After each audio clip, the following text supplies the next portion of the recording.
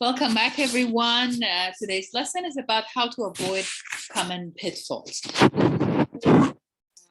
Round of videos about how to have professional, concise writing, how to avoid repetition, as well as avoid wordy language and make sure that you have adjectives and proper vocabulary and eliminate any unnecessary words. With this lesson, your writing is going to be meticulously clear in communication. Let's begin. The first step is how to avoid common pitfalls.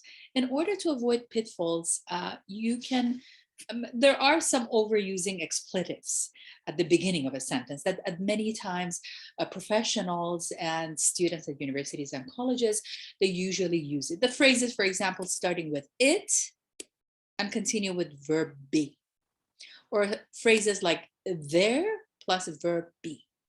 These phrases are unnecessary. They're considered as pitfalls. For example, we can eliminate them and we can make your sentences, of course, more concise as I defined. There are some other videos. There are 3 other videos on how to write in professional setting, as well as the avoid wordy language to have clear, precise, and concise and direct communication. For example, if I say it is the governor who signs or vetoes bills, there are 9 words. I can eliminate it is, which is a pitfall, like at the beginning of a sentence. I can eliminate that. These are excessive and unnecessary expletives. So I can say avoid expletives. I can start writing it down by direct language of saying the governor signs or vetoes bills. Be direct, be concise, be precise. As I always remind my students with these 3 quotes, remember them. You can try this one in the comment box below to practice. There are 8 words. If you want to write it down, see how close it is to the sample answer in here. There are 4 rules that should be observed, change into 4 rules should be observed. So you can eliminate expletives such as it is, or it plus verb be, or there plus verb be. The second step is how to avoid overusing noun forms of verbs.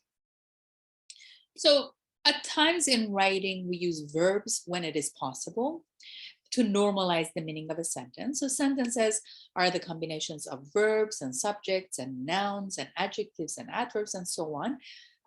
Using the action verbs will disguise a normalization of the actual verbs to be given. Verb be is the most popular one, perhaps. For example, if I say the function of this department is the collection of the accounts, I can simply say this department collects accounts. Do I need to say is when I simply can use collect instead of collection? So if you have the option of using the verbs instead, avoid wordy language, avoid unnecessary verb be's, avoid the noun form of the verbs. More than welcome to use the next one in the comment box below, as I always give the option to the students to practice. The current focus of the medical profession is disease prevention in like 10 words. If you want to write it down in a concise pattern, what would be your answer?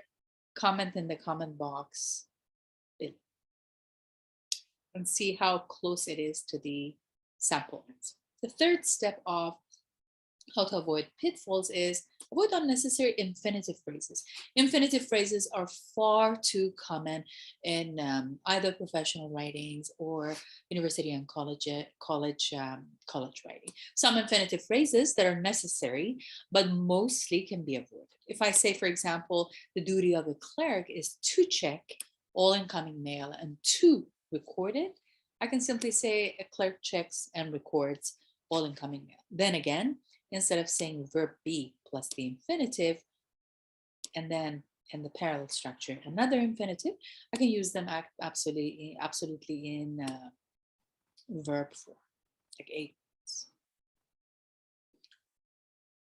You can try the next one as the sample one and see how your answer would be close to the sample answer that we have. A shortage of tellers of our breach office on Friday and Saturday during rush hours has caused customers to become dissatisfied with the service. There are 23 words within this remark. you can just rewrite it in 18 months. This is a sample answer. Your answers may vary, but try. Comment in the comment box below for your practice. The last step in the style is how, how to avoid circumlocutions in favor of the direct expressions. In order to do that, for example, I have some phrases like at this point in time. Can I say now instead? These phrases are considered as circumlocution. So these phrases are unnecessary. These phrases make your writing too wordy. Can I say, instead of in accordance with your request, can I say as you requested? So there's a list of these instead of, for example, the reason for the reason that, owing, due to the fact that, and so on. I can simply say why or because or since. Instead of having on the occasion of, in the situation in which, under circumstances in which, I can simply say when. Can I use one word instead of a phrase? That's the question you need to ask yourself. There's another list, for example, in regards to and reference to, with regards to, concerning the matter of, where something is concerned, that can be simply replaced by about. Try some of these other phrases that I'm just posting in here in the comment box. For example, you can start your writing down by these phrases and then try to see if you can replace them with one. That's the question that you always need to ask yourself. It is wordy, obviously. If I say, it is possible that nothing will come of these preparation, I can say, nothing may come out of these preparations. We can try the next one, which is really wordy. These are just the sample answers that I provide. She has the ability to influence the outcome. Instead, I can say she can influence the outcome. Then again, the infinitive can be changed into just a verb that is possible to be used. Thank you for watching, and watch the next video here that is posted at the ending of my video, and comment in the comment box below. Thank you for watching, and see you in the next session.